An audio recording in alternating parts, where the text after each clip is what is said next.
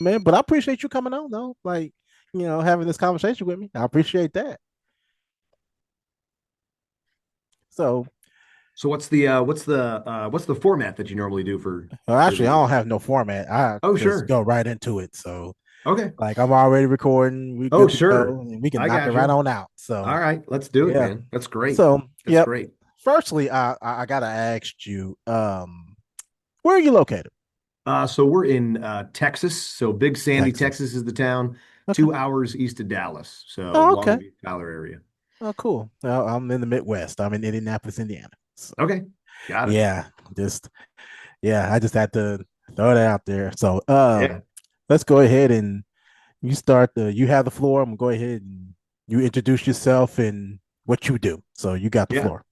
yeah. So obviously, my name is Jesse. I am the director of a Young Men's Academy out here in Texas. The name of the academy is the International Alert Academy. Alert is an acronym, stands for the Air Land Emergency Resource Team. And it was started about 30 some odd years ago by a guy named Ron Furman. And Ron saw kind of a gap in the life of young men, right? Where they were Yeah. struggling to become men, they were struggling to grow up, they were getting out of high school and they were feeling pretty lost. They weren't sure where to go. A lot of them didn't want to go to college or maybe didn't even belong in college. Right. And so he said, man, how do we help these young guys, right? How do we kind of help them make that transition? And part of what he saw was some of the good things that the military had to offer, right? Strength, discipline, integrity, brotherhood. And he said, man, how do we give that to guys? And for Ron, specifically from a Christian worldview, right? How do we Yep. give, all Absolutely. the good stuff to these young guys, help make that transition? And so the Alert Academy was born out of that. And so it kind of takes we take kind of a three pronged approach or a three-tiered approach to our training here. Mm. Number one is discipleship, right? So we want to help mentor the guys, disciple the guys, help them grow from we'll call it soft skills, right? Whether it's their personal skills or their personal disciplines or self-control, but really help them know what they believe, why they believe, get grounded in their identities, kind of help again make that transition from boys to men. So discipleship is the first tier. Second tier is training, right? And so we want to give these guys real skills and real tools that they can use in the workforce, they can use in their families one day. They can be better tools, right? Be better men. That's where a lot of the training comes in, right? Mm. Where we do EMT and fire and search and rescue and underwater search and recovery and high angle rescue and all the stuff that guys kind of latch on to. Yeah. And then so that's the second tier is training, right? We want to give these guys real skills. Mhm. And then third is service, right? So we're also a deployable resource. So as these guys gain these skills, then we actually will go and deploy on disaster relief and search and rescue. Right, we'll get deployed by a local sheriff's department or the county or depending on what's going on in the country. Right, we'll deploy nationally, internationally with our guys to be able to use those skills in the service of other people. So that's kind of the academy in the nutshell. I came to the academy when I was 18 years old, and I fell in love with it. My Huh. brother had come through before I did and kind of encouraged me. He said, hey, this might be a good thing for you to do. So I grew up in a military family, and my dad was a submarine commander. So I grew up all over the country, right, military bases. So I was already kind of attracted to that kind of type of intensity and training. And so he encouraged me that, you should go, go try this on for size, see if you like it. And so I came and I just ate it up, right? I fell in love with it. And I've been here ever since. So 18 years, which is Yeah. not normal for most alert guys, right? They No. come, they train, they go, Mhm. which is great. Our alumni have ended up in, every career field you can think of. A third of our guys end up in the military, a third of our guys end up in emergency services, and a third of our guys end up in whatever. Just they could become constructions or missionaries or pastors or engineers or lawyers or whatever. And then there's guys like me, right? And I All stuck right. around. I fell in love with the discipleship. I fell in love with what was going on in my life. And so I took over as director about 3.5 years ago. So. Sweet. Sweet. So, how did you actually come across this? Like, was there a point in your life that you was feeling some way? Like, run Yeah, me through that. How did you end up yeah. coming to this? Yeah, so I actually went to a summer camp in Hmm. 2004. So I was 14 years old, and my parents had come across the summer camp, and they said, "Hey, let's go to the summer camp." And it was in Durango, Colorado. It was just a week long. Oh, Well, I little did I know, the founder of Alert, he'd retired at that point from the Alert Academy, and now he was running these summer camps. And so I interacted with Ron Furman at this summer camp, and he used Alert guys out of the program to staff this summer camp, right in the mountains of Durango, yeah, Colorado. And so I just got to rub shoulders with these guys for a week.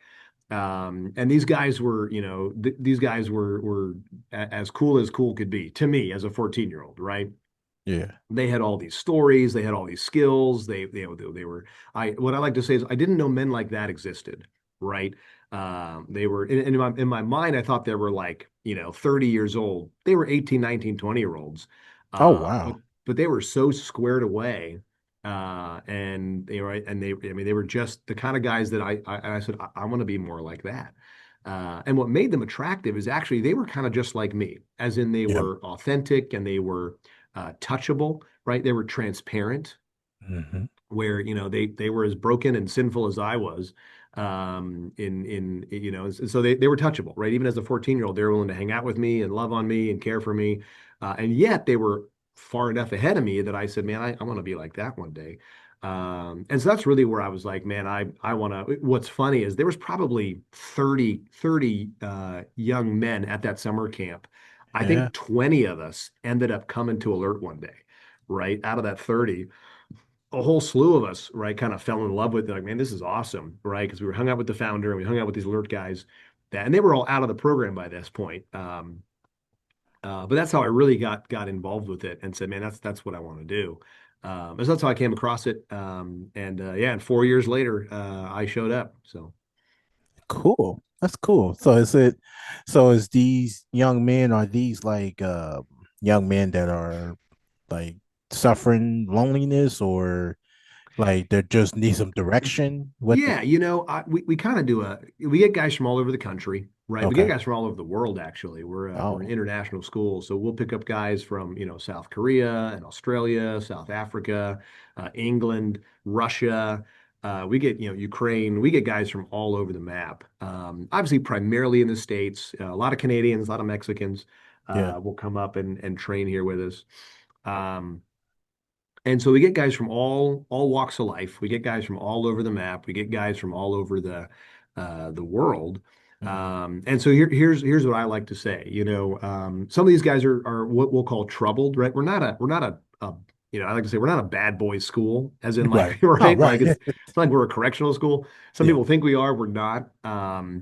But we're also not the opposite of that, where we're an only a good boys school, right? We're Yeah. not looking for, we're just here to help young men, regardless of where they've come from. Sure. And so we've had some guys come through that are really struggling. And what I like to say is, man, if you'll work with us, we'll work with you. Yeah. And I've worked with some really hard cases over the years. And here's what I'll say.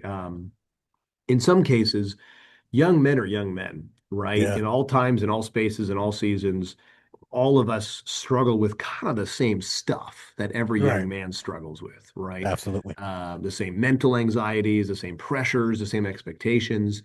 And so, in some ways, even over 30 years of us doing this training, the problems are still there, right? Young men don't have direction. Young men not sure where they're supposed to go. Young men struggle with anxiety. They struggle with pressure, expectations, addictions, self-destruction, we'll call it, foolishness or stupidness or Hmm. immaturity, right? It's just this is Yeah. kind of the young man's game.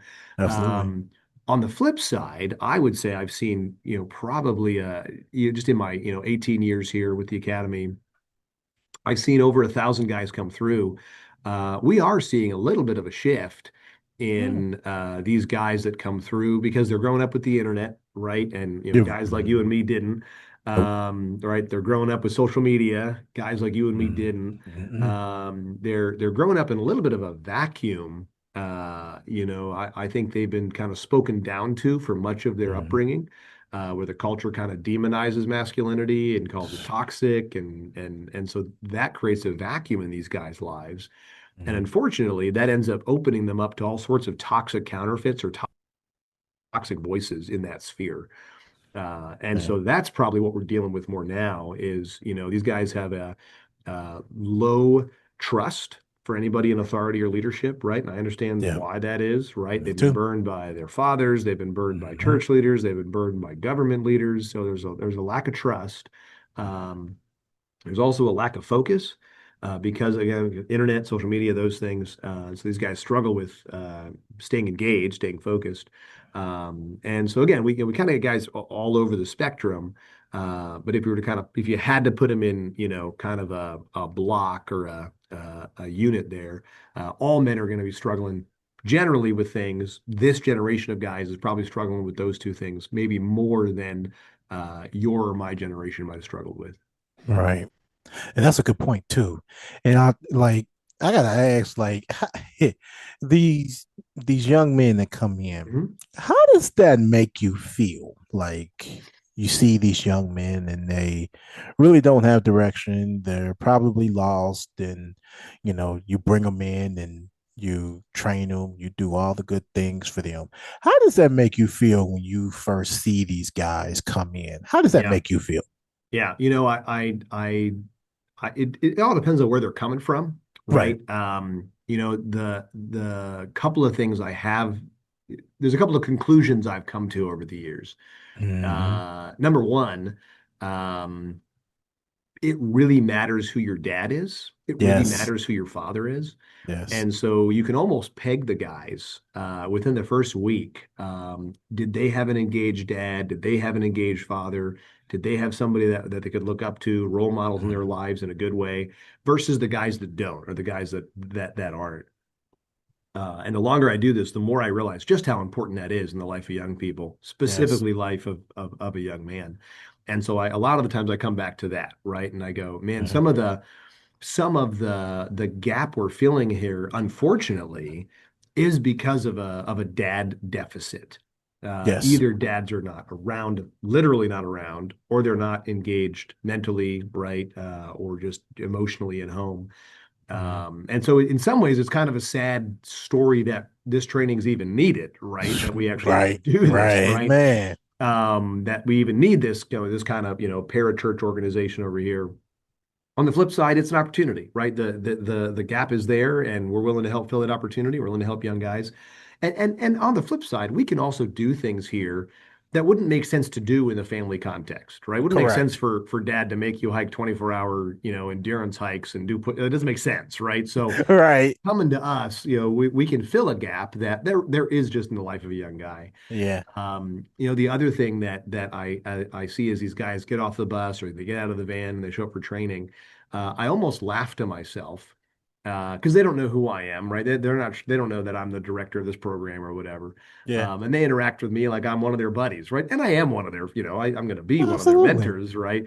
Um, but to watch them at the beginning and then to see them at the end, it's night and day different, right? True. I mean, it is just a night and day, and so we as an organization, you sometimes you have to ask four questions, right? And that's is there a problem we're trying to fix? Right? What's Hmm. that problem? And we would look back and we would say, yeah, this is a problem, right? Young men are lost, young men are passive, young men are floundering, young men are struggling. You just walk into Walmart and you're going to figure that out really quick, right? Absolutely. It doesn't take long to go, like, No. something's off here in our culture. So is there a problem? Yeah. Is the problem getting better or is it getting worse? Well, we'd say it's getting worse, right? There's more of a Mhm. demographic now that are struggling than there's not. Yeah. Do we have a solution to that problem? We would say, yeah.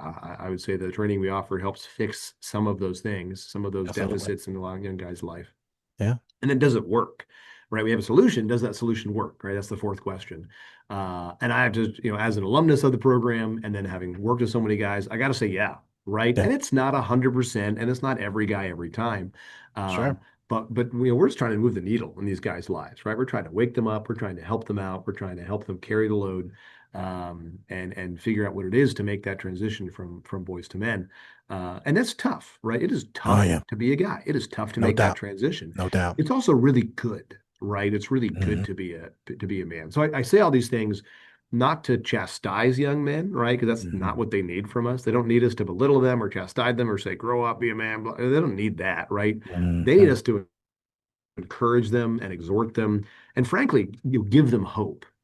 And Right. so I like to say, man, we have high expectations here, but we also believe that they can meet them, right? And they Absolutely. need both, right? We're saying, man, we're going to push Yes. you, but we're also for you, right? We also actually believe that not just that we have high expectations, you can meet these expectations. I know you've been told your whole life that you can't, that you shouldn't, but here's a group of men that are going to come around you and say, no, no, we actually believe that you can do this. We're for you. We're with you all the way. We're going to give you the tools and the tactics and the teaching in order to get there. And so, yeah, so that's what it makes me feel is that when the guys show up, right, and you just kind of say, oh man, this training works because the Absolutely. before and the after is so radically different with the forging process that yeah, you almost just chuckle to yourself, right? Yeah. Because you're going, man, in 9 weeks or 9 months, and I'll tell you, that's actually why I love what I do here, Absolutely. and it's seeing that transformation. And if you stick around long enough with any organization like I have, Yeah. you get to watch these guys go from 18, right, knuckleheads, right, young, punks or whatever, and For you sure. watch these guys grow up and they become your leadership, right, and now Mhm. they're running the joint. And to be around and watch a guy grow over the course of 5 years, right, or 3 years as they become, they move up in rank and they take positions of leadership and they mature. Because we believe that responsibility matures a man, right? It actually helps Mhm. guys mature. And so Yeah. we like to give them responsibility so that, Yeah. more freedom, more responsibility. Those two things go together. You don't get more freedom without Absolutely. more responsibility. So we're going to give you more freedom as you move up in rank. We're also going to give you more responsibility. And so Yeah. getting to watch these guys grow and say, man, I remember when you were 18 here and you were just going sideways, and now you're going this way. And that is such a cool part of the transformation process to be a part of. Yeah. And then even beyond that, right? Yeah. I get to watch these guys go off and become Navy SEAls and Green Berets and firefighters and EMTs, and they get to be these things. And it's not that I sit back and say, "Oh, look what I did for them." I get to sit Mhm. back and say, "Man, I got to play a really small part in this guy's story, and hopefully it was for the good. Hopefully I was able to Absolutely. help bump him in the right direction, to where now he can go do the things that he's doing today." Man, that's so cool. Unique and cool. Because I tell you, I can understand why this happens. Yeah, And I can also see that when I was a kid, like I didn't have that relationship with my father, right? yeah, yeah, And I I can now today, like I understand it through the situations and how things was handled and stuff like that. I completely understand why. It doesn't excuse it, but yep, I understand it. And me being a dad now, me being a father, I understand it. And I wouldn't want to put that situation, any worse than what it is. yeah, Right. And with me and my dad, it was, he didn't come around for, let's say, painful reasons. And I right, understand that, but it doesn't excuse it. Like like when we go and see our grandmother the weekend, he'll come by, he'll see us and spend some weekends with us, and that'll be it. Right. And I see that. That's why I kind of wished, like, man, we should have had programs like you guys are doing. Like, we should have yeah, had those, but we had freaking like boot camps. We yeah, had yeah, boot camps. yeah, We'll go watch a TV and we'll see on either Jenny Jones or Maury or somebody with a boot camp director, trying to discipline yeah, kids that, didn't have a father figure or dad on the side or whatever. And that's why it's admirable that this is going on, that you're doing this and they're coming around globally. And yeah. it's not nobody sitting up here saying, "Yeah, I'm not your buddy. I'm going to discipline you." But Right.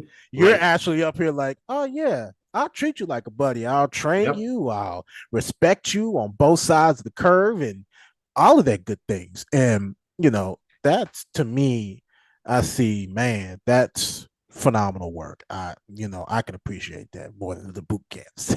Yeah, well, and it's really easy to get into that mentality to say, Mm-hmm. it's kind of that them versus us, right? And I tell my leadership guys all the time, I say, there's this wall, right? And because we've come through the program where we're alumnus, we've climbed over that wall, right? Yeah, And yeah. we have two choices. Either we can Mm-hmm. stand on the other side of the wall Mm-hmm. and chastise the guys who are over here who haven't made it yet and say, I hope you can get Absolutely. over the wall, right? Which would be wrong. Or we can climb back over that wall and help these guys, every step of the way, right? And push them Mm-hmm. over the wall and carry, do whatever it takes because we see the value to be over here. And so we're going to Mm-hmm. come back over, like you're saying, to come back over the side and Mm-hmm. help and exhort and encourage and admonish and disciple and mentor these guys at any and all costs, right? Our lives Right. for theirs to Mm-hmm. get them over that wall, to be those friends and those mentors for these guys, hopefully years down the road, Mm-hmm. not even just for the time of the academy, but even years after the fact. Mm-hmm. Absolutely. I'm going to run some things through you, and I just want to get your opinion on it. Yeah. So, I've seen that stats show that young men report rising loneliness. So, studies consistently show young men increasingly report isolation, loneliness, and lack of close friendships. Is that something you absolutely agree with? Yeah, no, I would say if there's actually guys who will come to the academy Mm-hmm. specifically because they're looking for friends. They're Oh, looking man. for other young men. Wow. I see the rise of social media, right? I see the Mm-hmm. rise of the internet. I see the Mm-hmm. rise of video games, right? And all of which can be very helpful tools, Sure. but they're terrible masters, right? When I they're a agree. tool, Yeah. they're very helpful. When they're your master, they're miserable. I agree. They will just beat you to a pulp. Yes, I And agree. so it creates this, whether it's the addiction of those things or just the isolation of those things. It created the ability to numb out of life or check out of life that much Mm-hmm. faster, right? So you and I were growing up, and if you were in an awkward circumstance or an awkward situation or an awkward meeting or an awkward dinner or an awkward party, you had to kind of deal with it, right? Right, You could either right. you had to leave the party or you had to lean into a conversation, right? And that might Mm-hmm. inevitably lead to a friendship where you say, "Man, I got to kind of wrestle through the messy middle here." Yeah. Right? Because we had no escape. Well, No. now you can just, pull this thing up and stand in the corner, right? Or sit at the table Mm-hmm. or sit in the corner, right? And I'm as Yes. I'm as guilty as the next person, Oh, right? absolutely. If Yeah. I'm in a guilt, if I'm in an awkward situation, I'm going to pull that phone out, and so I'm as guilty as the next Oh, person. sure. Sure. Uh, but yeah, I know as far as the stats go, right? Whether it's the anxiety that produces or the loneliness that it produces, I think it's as the demographics age up, right? So you get into your mid 30s and 40s. Mhm. I think it's 1 in 3 men or 1 in 5 men have one or no close friends, right? Like Right. one or maybe even no close friends, Hmm. which is really sad when you think about it. Yeah, buddy. And so one of the intangibles I like to say of the training that we do here, one of the things that I got out of the academy, and I had a decent amount of friends when I came to the academy, but when I came to the academy, uh, part of the forging process is working with these guys when you're doing all the hard stuff together, and it Hmm. actually forges you together, right? These experiences, the things you get to do together as men actually bond this friendship. And so I Absolutely. walked out of my time here with my three closest friends, right? And one of them Hmm. was from Turkey, and one of them was from Chicago, and one of them was from Texas, and I'm from Maryland originally. But we all became friends at our time here in Hmm. the academy because of the training we went through. And so getting to be a part of a brotherhood like this, it wasn't why I came to the academy, but it's what I got out of the academy. One of the things I got Right. out of my time here were these really tight knit friendships that we still get together once a year today, right? We have little micro reunions and, get together. And I was in their weddings, they were in my weddings, right? They came to my mom's funeral, right? We've been in the good, the bad, the ugly together. Hmm. And then it also opens up a whole world of alumni association to you, where I can connect with alert guys from 20 years ago, right? Or alert guys who went through 20 years after me, Hmm. but we're all alert guys, Yeah. right? And we're Yeah. also we're all able to have that conversation. And so I agree with that. I see it. And that's part of, again, it's not necessarily why alert exists necessarily, Yeah.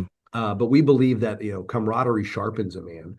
And so it is one Hmm. of our core values that we want to help create some of these friendships, some of this brotherhood, to combat some of the loneliness you're talking about.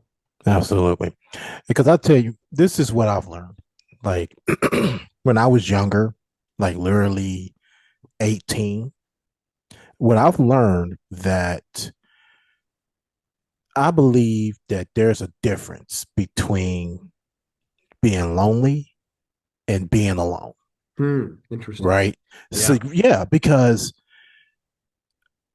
I was always the guy that wanted to have, you know, friends, a Hmm. bunch of friends, right? But then I started to see like how the world could be, to different people or yourself included on me, right? And I started to narrow it down. So now it's like I really would prefer a small circle of Yep. friends, but I don't have a lot of friends, right? I don't really, associate with a lot of friends. That's just because I prefer to be alone. Yeah. And I believe that being alone and being lonely, being lonely is more of being desperate. That's just my opinion. I'm not saying Sure. it's the Yeah. true thing, Yeah. but it's more like desperation to try to, impress and, show off in a way that you really can't, since you can't Yeah. even find yourself. You're lost in that whole aspect visually. Yeah. And Well, versus, I no, think go it's to ahead. your, no, I think it's to your point, right? You can be in a crowd of people Yeah, and still feel incredibly lonely, right? Technically, you're not alone, right? You're in, I'll just tell a story here, right? sure. When I lost my mother to cancer, right? And so Mm-hmm. 2015, I lost my mom to cancer. She, fought a 15-year battle of cancer. Wow. And I sat there and I said, I didn't know it was possible to walk through something that pretty much everybody on the planet is also going to walk through at some point in their lives, right? Right. Everybody's lost Mm-hmm. somebody somewhere, and at Mm-hmm. the very same time feel absolutely alone, Right. right? So I think you can have even, oh, everybody has, I'm surrounded by people, right? And even at the funeral or at the memorial service, but you still feel really lonely, right? And so yeah, no, I think there is a distinction between being alone, which at times I think is totally fine, right? Yeah, To be by yourself, and absolutely. but the bigger issue or the bigger problem is the idea of loneliness, right? Where Correct. people feel they feel unseen, they Mm-hmm. feel unloved, Mm-hmm. and that's really hard to find, right? Where you Mm-hmm. find people that you can trust, people you can be totally real with, people that are touchable, people that are, I don't love to use the word authentic because I don't know what that means. Right. Right? I don't know what authenticity, it's hard to define. I do like the Yeah, word transparent, that's true. where like somebody is touchable, right? Where you say, man, this Mm-hmm. is this is all of me and all my stuff out in the open, and that probably needs to be, like you're saying, a pretty small group of people. Mm-hmm. My dad likes to say that when he was growing up, right, in the 60s and Mm-hmm. 70s, you knew very few people, but you knew them really, really well, Right. right? You knew the kids on your block or the kids at your school, because that was how life worked, right? You knew people Mm-hmm. that were in close proximity to you, and you knew them really well because you were living life together, right? You Right. were in each other's houses and you saw each other and you knew each other. Well, now with social media, you know a million people, hardly at all, right? You, Correct. you know them, they're just surface level deep. You know them it's a mile wide and an inch deep. as what you're saying, right? We want Mm, kind of that narrow bandwidth of people that we can be totally real with or totally authentic with. Or totally transparent with, right? To use that mm, word, but we want that we want that relationships maybe narrowed but really really deep. I think mm. that's part of the cure to loneliness, Yeah. right? Is the fact that we have that small contingent of people that we can trust, and Mm. we can be real with, and we can share our griefs with, and we can talk with, and friends that'll also smack us upside the head if we're going off the wrong direction, right? Yeah, If they think absolutely. we're being Yeah. an idiot, right? They're going to say, "Hey, but this is not. This is we need those too, right?" Hmm. So no, I think that's a good distinction. Yeah, and that's what I've like dealt with like when I was younger, 18, going into like 30, right? Yeah, And that's all I was trying to get to. I was just trying to, feel seen, wanted, loved, stuff like that. But then after I turned 31 and all the way up to now, I'm 38, I'm just like, okay, I really don't care at this point. Like, I'm sure, going to go, like, I'm just going to have to be myself. Like, I'm just going to have to just look at myself and see how am I going to make this work for myself. If I can go out there, if I can, you know, um, just be me, be sociable if I want to be sociable, be confident in who I am, then I'll be okay. Like I really don't tend to push the push the rug, sure, like sure, sure, to sure. actually go and try to make that extra friend or try to be that sociable. And that's that's where I've actually had to sit down and learn. Yeah, those those two are really two different things: loneliness and being alone. And I would love to just sit in my house and just be alone, Sure. and just actually just enjoy peace and quiet and stuff like that. There's gonna be times I can actually go out and socialize or go to the movies or um go to the park with my daughter and stuff like that. And that's why I'm so happy that my daughter didn't take up the tense that I did, like Yeah. Yeah. being, sociable, having friends, and having a bigger circle of, friends, because it could get to a point where she can scoop down to loneliness. And she's only 5, and Yeah. Yeah. Yeah. she has the you know, the confidence to, talk to people and, have friends and stuff like that. And I'm very happy about that because when I was 5, I don't think it was nothing like that. It was just me, just, Yeah. you know, Well, it's funny you bring that up because when I yeah. was, I don't know, 25 or 25, 26, somewhere in Hmm. there, Yeah. I remember having this conversation with myself Hmm. because there were too many, and I say too many, but there were too many expectations, too many Yes. people, too many parties, too many places I could go and I could say yes to. Hmm. And I remember sitting back and saying, okay, opportunity does not equal obligation, right? Just because I Right. could go there doesn't mean I should go there. Just because I can Hmm. be with those people, do I need to go with these people? And I remember I literally made a list. And I said, okay, these are the 10 people in my life, and they're going to be my inner circle. There you Or at go. least that's what I want, right? I want these people Right. to, in 30 years, these are the people I'm going to hope and pray are still around in my life. And if I want them to be, I better put time in to invest There into you them. go. And so I Yeah. said, okay, if so I'll just give you an example, right? I Hmm. said, okay, if this buddy of mine who I want around in 10 years, if he invites me to go to a baseball game, right, a Rangers game in Dallas, and then this other people over here who are not on the list invite me to come to dinner that very same night, I'm going to choose the baseball game. Not because I want to do Right. baseball over dinner. It's because this buddy is on that list Hmm. and this family, God love them, right, is not on the list, right? Nothing against that family or those people. It's just the fact that, so that helped me clarify and say, man, and not that I don't love that family, but man, if they were to leave my life, it wouldn't, because again, you can't be all things to all people. You can't go to every event. You can't be friends with everybody. Um, Absolutely.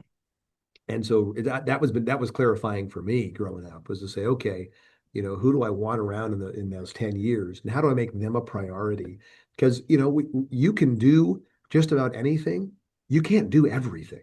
Right. And so making sure you've categorized that time right and you categorize that input and making sure that your time is spent in the relationships that actually Mhm. matter. So yeah, no, I think That's a that's strong point because I would have never thought about that. Never.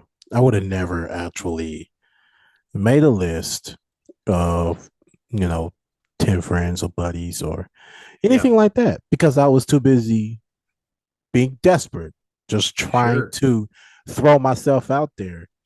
But I still didn't even think about that now. Yeah, Like, yeah. because that's just phenomenal. I didn't think about that. That's actually a man, if I had a timetable to go back into that time, I really would have actually made a list like how you did, and I just would have actually made that difference of clarity. That's a very good one. I like that Well, one. I'll tell you what got me on it is I was invited to 5 different Thanksgiving dinners Oh my on god, Thanksgiving, and I tried to go to all 5. Right? I that tried to about go drove you to, crazy. oh, it drove me nuts. And nobody was happy, right? Because everybody Yeah, wanted all of me, and I yeah. was giving them these little pieces. Pieces, And yes. excuse me, they were miserable and I was miserable. And so that's what broke me. That's what broke me is I tried to go to 5 different Thanksgivings on Thanksgiving Woo. Day. And I said, okay, I this is not okay. Yeah, I this gotta ain't working. figure, I gotta figure something out here. So That's a five different. Yeah, yeah, I couldn't I do that know. either. I That would have know. drove me crazy. Crazy. Like two is pushing it, but it's okay. But it's like you can Yeah. literally divide that into half. Yeah. Like, Yep. but five, yeah, I know. yeah, that would have Uh, drove me crazy too. yep. Yep. And I also want your opinion on something else too. Yeah. Uh, there was also say men are less likely to seek mental health support. So Mm. men remain statistically less likely to seek therapy, discuss emotions openly, and ask for support. Would you agree with that? Yeah. No, Yeah, no I doubt think about it. there's this stigma Yeah. in guys' lives, right? And I get that you can take that gear or that idea maybe too far. Mm-hmm. But that's not what we're in danger of, right? We're in Yeah. danger of closing down, shutting down. Men tend to be internal processors, or a lot of us are. Mm-hmm. Um, and so sometimes that's what I think we're doing is we're internally processing, but then we're never given a space or an opportunity or a place to actually talk through those things once we've processed. And so we just keep it inside, right? And it kills us and it eats us up from the Mm-hmm. inside out. Absolutely. And so I think there's a stigma that, oh, if I talk about these things, I'm weak, right? If I talk about my feelings, I'm weak. If I talk about my emotions, I'm weak. If I talk about my struggles, I'm weak. If I talk about my PTSD or whatever, I'm weak. We see that in the fire service all the time, right? Yeah. And so I've done some work as a firefighter, and one of the best things they say is to do an after action review, right? Which is Mm. after the event, you got to sit down around that round table and literally just talk about it. And that statistically lessens the load of whatever event or whatever response you just made, or whatever run you just went on. Uh, Literally just getting it from here, just literally talking about it Yeah. helps lighten the emotional and mental load, even just on your body. To say, Right. oh, I talked about those things instead of going to bed and you're just cycling them over and over and over and over and over again. And I think we're social creatures, right? I believe Yeah. that's how God made us, right? Is to Absolutely. talk about things and to wrestle through things and to have these relationships. You think about people, let's say, 1,000 years ago, Mm-hmm. every night they would sit around a campfire and they would Yeah. talk, right? They would talk about their day. They would talk about the good, the bad, the ugly. And there's nothing like a campfire, right, to get people to talk, right? Whatever reason, Absolutely. there are a couple of things in life that you can look at forever, right? One's a Yeah. mountain range, one's an ocean, one's a sleeping baby, right? Yeah. And Right. and one's an open fire. You can watch an Yes. open fire forever, and Yes. it gets people to talk.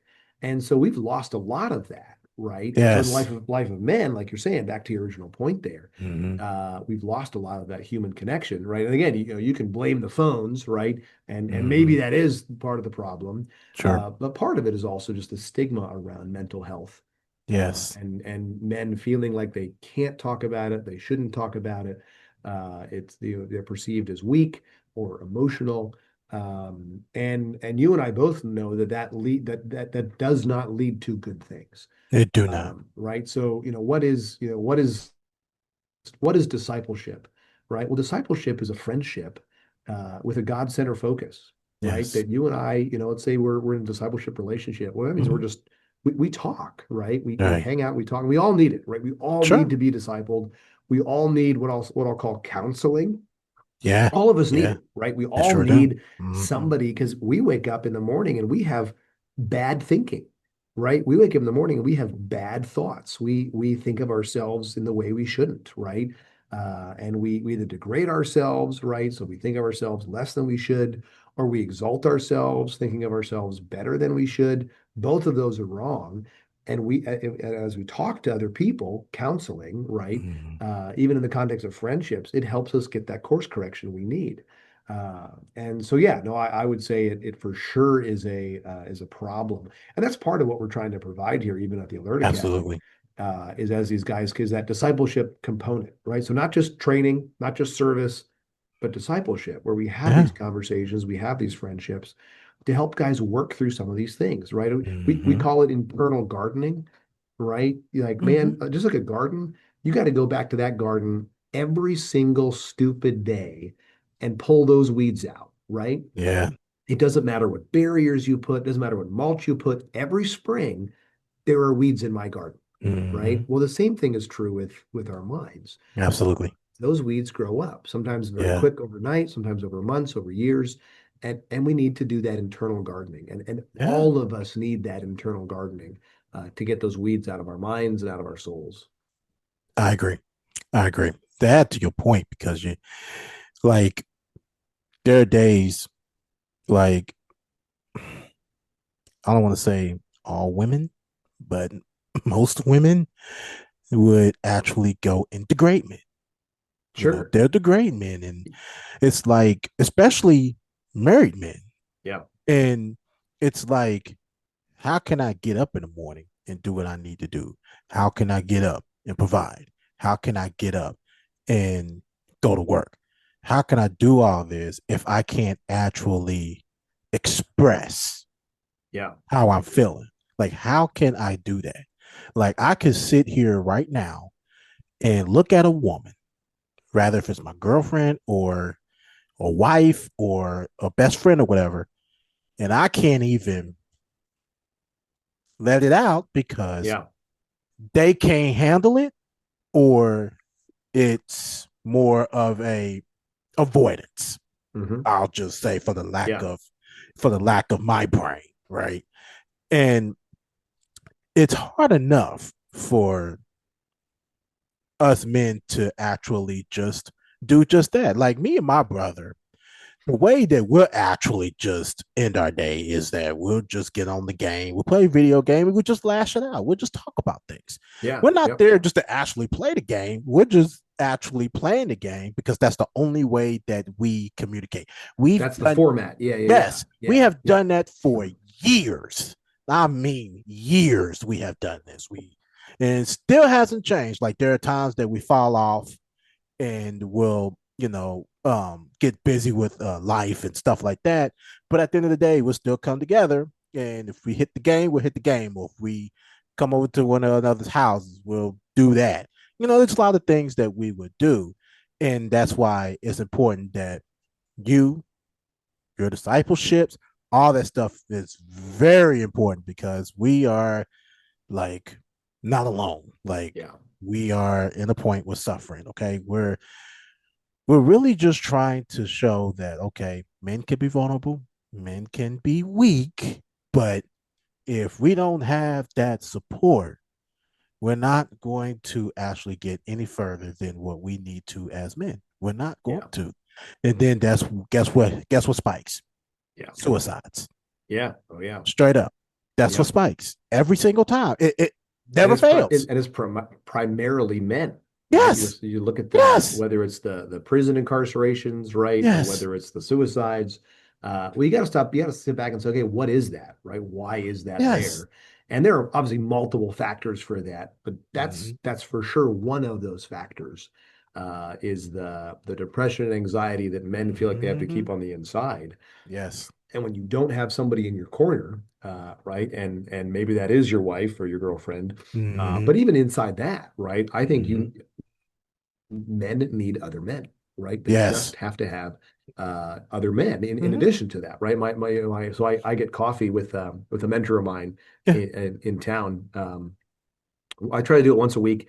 And Mhm. my wife will send me there sometimes. She'll be like, "Hey, you need to go get coffee with this guy, right?" Because it's Absolutely. good for me, right? I come back Yes. a better man Yes. because he exhorts, he encourages, he corrects, he right, and so as much as I love my wife, right, I do, and I share my life with her and everything with her. Yeah. She's also a woman, right? God has made her Right. differently. And so obviously I need her input in my life, but I also need Mm-hmm. other men's input. And we're actually given that, we're given that framework, right? Just to, to preach here for a second. Hmm. We're given that framework in scripture. Yeah. And in the book of, Titus and Timothy, it tells us, older men to younger men, older women to younger women. Well, why is Yes. that, right? Why isn't it older men and younger women and older women and younger men? Because older men get younger men, right? They Yeah. understand. Older women get younger women. They can speak into them in a unique and special way. So we're given that framework, right, by our Hmm. Creator, Yeah. where as one man as iron sharpens iron, so one man Hmm. sharpens another. So Hmm. so to your point, just to Hmm. put a finer point on it. I Absolutely. think and like I said, when young men are lacking that, or men in general are lacking Hmm. that, right? You run into all these problems, right? As drastic as suicide, Hmm. or as or isolation, right? As small as isolation and loneliness, or as drastic as suicide or crime or whatever. And so, I mean, you think about, men have these midlife crises. Yeah. What is that? Right? Well, it's identity struggles, it's loneliness, Hmm. it's wanting to Absolutely. matter, Yeah. it's wanting to be something you're not, it's wanting to, to show off. Or so yeah, I mean, you see it all the time, specifically in the life of men.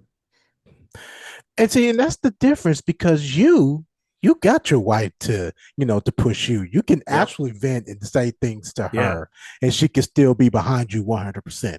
And you still got the brotherhood.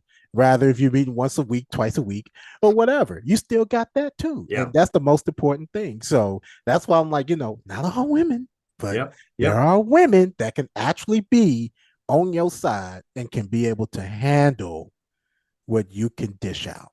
Yeah. And I'll And say this, like for me in loneliness and being alone, like sometimes when men struggle, I always have to wear this as a reminder. See oh, that? there you go. Yeah. See, I Yep. have to wear this. That's good. Now, I can't wear it at work because Yeah. it'll rip completely off and I'm in a physical place. Okay. So Yeah. I can't Yeah. wear Yeah. it there. But when I come home, I always have to That's throw this good. on That's and be good. like, I could do all things in Yeah. Christ who strengthens me. And Christ that's strengthens it. me. That's That's it. good. That's And that's good. it. So that's why, like, I've always appreciated that scripture. I Yeah. can't even, No, I that's can't good. even, yeah, I can't even deny that. I've always appreciated that scripture. That's always been to the heart. It's always been Yeah. in my heart. That's So yeah, good. that's for you right there. You got this. You got that. You got that support. I appreciate, you know, what you brought on into this, to Yeah. this podcast. And I appreciate the insight, the wisdom, because you, like I say, I say this to everyone that comes on, like bringing your perspective really is like a breath of fresh air, Well, right? good. Yeah. It Yeah. do. It Yeah. always do. Like because I like when I enjoy talking to people. Like hell, we only known each other for 32 minutes, Yep. maybe an Yep. hour almost. We've known that, and we've already had like bonded that Yeah. brotherhood, that discipleship, just sitting here That's and it. having that conversation. So it's like That's that's good. Yeah. that is how you know awareness comes about. That's how friendships can be made. That's how, everything in the positive light can just really stand out. Right? Well, and that's the beautiful thing about this format, right? This Yeah. this podcast, which I Yes. I joke and I say, man, if you would ask guys like you and me 20 years ago, right? Hey, do you think this thing called podcast is going to take off? We would have laughed. We say, what? Like, Yes. why would I do that? Like, why would I sit around or why would I listen to other people? Like, but it's a format now and Yes. it's everywhere, right? Yes. And you get guys that are from across the country that have never met, but now we have this connection that we didn't have Yes. before. And so what an Yes. opportunity that is, right? Yeah. And to your point, what an encouragement that can be to each other and then to your listeners to be Hmm. able to spread that information and that knowledge and that exhortation in a new way that we Yeah. wouldn't have even dreamed of 20 years ago, No. and is now a pretty common thing. And shoot, the back of our time, it would have been like, do I need to do a radio show? Yeah, You know how hard I that'd know, be to I come know. on. You know how hard that'd be to come Yeah. on and be like, I can't get do a A radio show. radio show. That'll Yeah. take some time and Oh, some so some dedication. money and oh Yeah, it's yeah, like you yeah. can't do this right I now. So know. that's why a podcast can mean so much, Yeah, especially if you have a point in bringing awareness to something. If you bringing something positive to it and actually just sticking to it. So yeah, that's big. But yeah, yeah, it's good. but Jesse, I tell you, man, uh, I enjoyed this, man. I enjoyed just talking with you and just you know um, listening to you and your program, your work, and all that. It was really a breath of fresh air. Yeah. Well, I appreciate the time, Darrell. It's been good. I Yeah. appreciate the conversation. And yeah, we'll hopefully connect more in the future. Oh, we will for sure. We will. We That'd be definitely will. I good. appreciate you, man. Appreciate you. All right.